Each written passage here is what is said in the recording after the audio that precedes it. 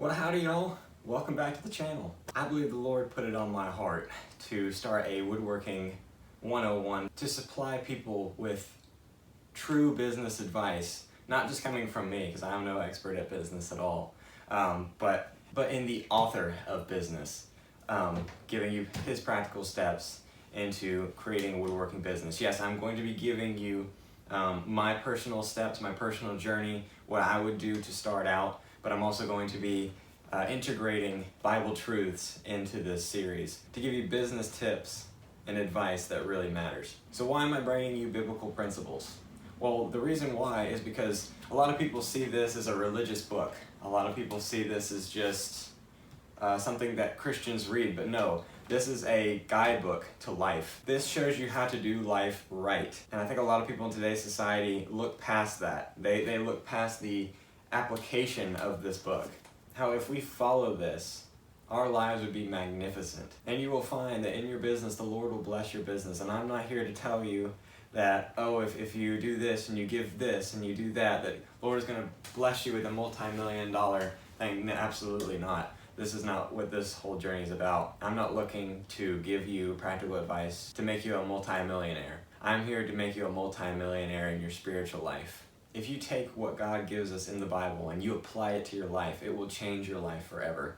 It will give you a whole new perspective on life. It will give you a whole nother perspective on business. It will give you a whole nother perspective on relationships. It will do all that for you. If only we take this and what God says and we apply it. This is actually going to be the intro to a series of videos, and I'm going to be taking you in each video step by step of how you can start your own woodworking business. And I call it Woodworking 101 for Beginners. Okay, so in James 1, verse 22, it says, "But be doers of the word, and not hearers only, deceiving yourselves. For anyone is a hearer of the word, and not a doer, he is like a man who looks intently at his natural face in the mirror. For he looks at himself and goes away and at once forgets what he looks like." So here it's saying that we can read this all we want, we can hear it, but if we don't apply it, then it really doesn't mean anything. James here is comparing us to somebody who, let's just say, you wake up in the morning, you go and you look at yourself in the mirror, you look intently at yourself, and then you walk away and instantly forget what you look like.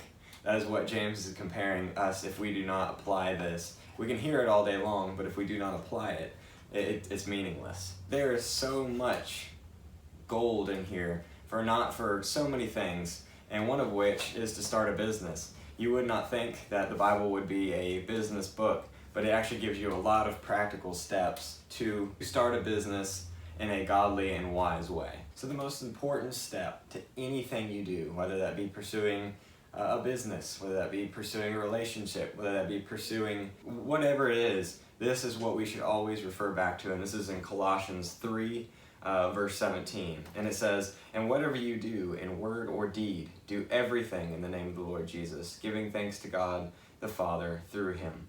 So we see here that it's saying, in whatever we do, whether in word or in deed, we should always be doing this for the name of Jesus. We should always be doing this in the name of Jesus, because we're not just starting a business. I think a lot of people think, oh, well, starting a business, that's just a physical thing. But they don't understand the spiritual implications of everything that we do. Not everything is physical, but everything is spiritual. What you do in this life, including in your business, is going to affect you in eternity. So if we look at this, and let's say we're starting a business, and we overprice something on purpose to get something out of it.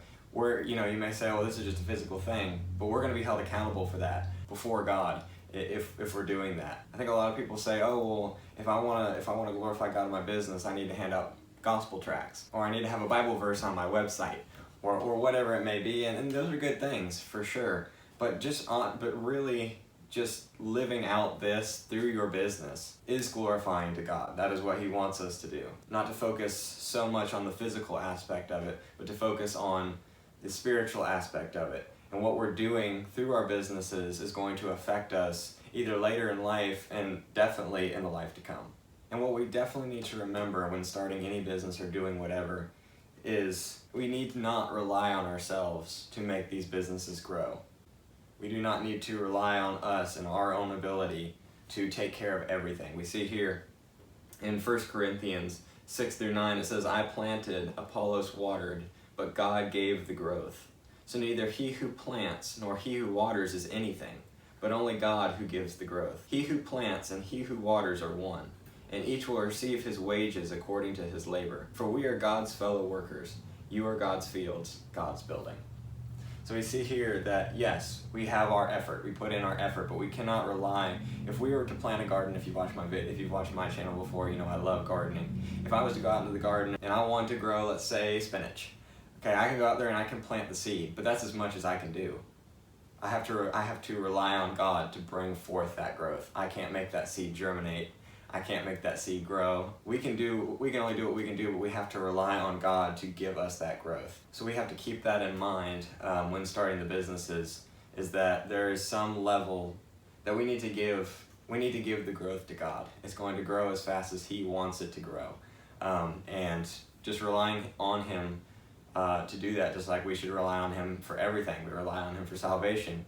We rely on Him for food. We rely on Him for clothing. We rely on Him for shelter. We rely on Him for the rain. All these things we rely on Him for. Businesses are certainly included within that list. If we apply what the Bible says about starting a business or in whatever we do, we're going to find out that we're not only going to be monetarily blessed, but we're also going to be spiritually blessed, which is more important, way more important than the monetary. And with a lot of people today who are starting businesses, people who are not doing business God's ways, find themselves to have abundance here on the earth, but when they pass away, it's not going to mean anything.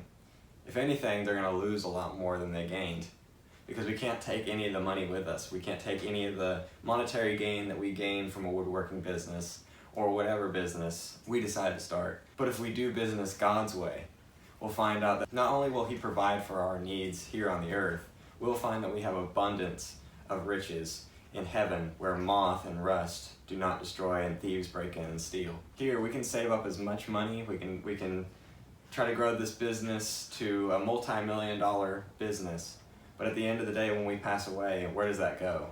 Where does the money, where does any of that work go? It goes to someone else. You can't take it with you. So y'all, that's the whole point of this whole entire series, is not only showing you practical steps to start a woodworking business, but also taking it to the ultimate level of going by how God says to start a business. So even if you're not a woodworker, even if you want to start a soap company, the biblical principles apply to you as well. So just because you're not a woodworker, feel free. I would love to have you guys along watching these videos, because though the practical steps that I'm going to be giving you to start a woodworking business probably won't help you if you're making soaps, this will. This applies to any business that we start. Anyway, y'all, I'm excited to get into this. I hope y'all are too. And I hope that these next few videos really bless you. I'm gonna be doing a woodworking 101 for beginners, and then once I get done with the 101 for beginners, I'm gonna move on to the intermediate woodworker, and we're gonna start taking even more steps into starting a woodworking business. Thank you guys so much for watching this video. Until next time, keep swimming upstream.